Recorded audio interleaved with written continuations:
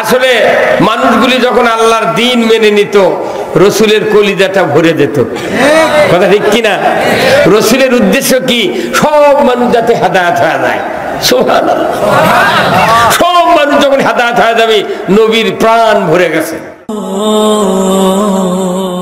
বক্তা যখন আমরা সে মঞ্চে বসি, সকল মানুষ যখন আল্লাহর ইসলামের পক্ষে হাত তোলে, তখন মনে হয় আমরা আরশে আযমের রহমতের ছায়াতলে বসে গেছি। আপনার মত আমার মত যদি আল্লাহর মতের সাথে মিলে যায়, এই মানুষকে আল্লাহ জান্নাতে দিয়ে দিবে। এখানে আমরা সহ সবাই রুগী। এটা মনে করেন একদিন ব্যাপী, 2 দিন ব্যাপী রুহুর শিবির, যেখানে চক্ষু শিবির থাকে না, এটা ইমানের চিকিৎসালয়। আমরা সবাই রুগী, চিকিৎসা হবে কোরআন থেকে। কি থেকে? কোরআনের চিকিৎসার কোনো ভুল নাই। কথা ঠিক কিনা? কোনো ভুল আছে? এটা অরিজিনাল ঔষধ।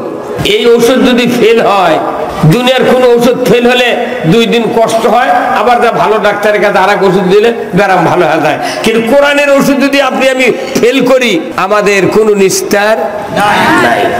তাহলে 1 নম্বর ওষুধ কোরআনের। আল্লাহ রাব্বুল আলামিন কোরআনুল কারীমে বলছেন, কুল্লাহবিতু মিনহা জামিআ ফাইম্মা ইয়াতিয়ান্নাকুম মিন্নি হুদান ফামান তাবিআ হুদায়া ফালা খাউফুন আলাইহিম ওয়ালা হুম ইয়াহজানুন।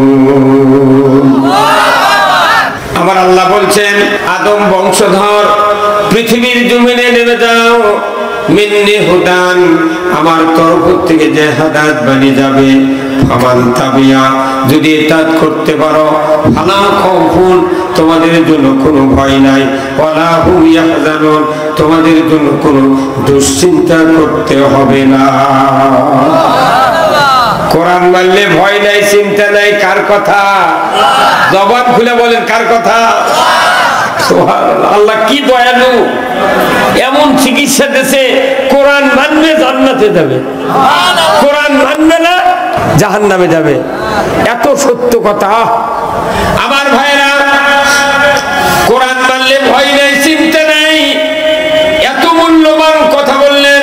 এরপরে আয়াতে আল্লাহ বললেন, ওয়াল্লাযীনা কাফারু ওয়া কাযযাবু বিআয়াতিনা উলাইকা আসহাবুন নারি হুম ফিহা খালিদুন।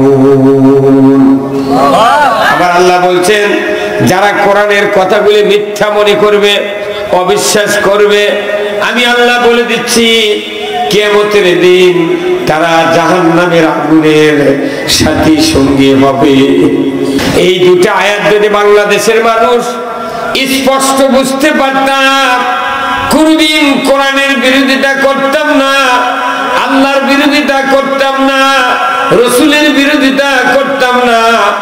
আমার আল্লাহ বলেছেন নৈবেত্তিক ভাবে 2টা আয়াত। এই 2টা আয়াতের মূল বক্তব্য হলো, কোরআন মানলে জান্নাতি, না মানলে জাহান্নামী। স্পষ্ট কথা। তাহলে আমরা কোরআন মানবো কি মানবো না? কোরআন মানতে গেলে রসুলের আদর্শ আগে জানতে হবে। কথা ঠিক কিনা? রসুল জবানে বলেছেন, মান আহাব্বা সুন্নতি ফাকাদ আহাব্বানি ওয়া মান আহাব্বানি কানা মাই ফিল জান্নাহ।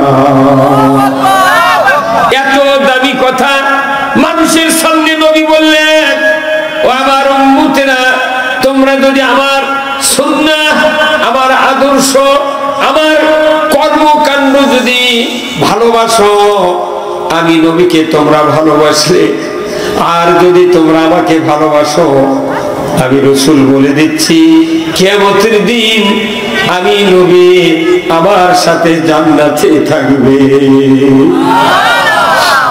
জান্নাতে থাকতে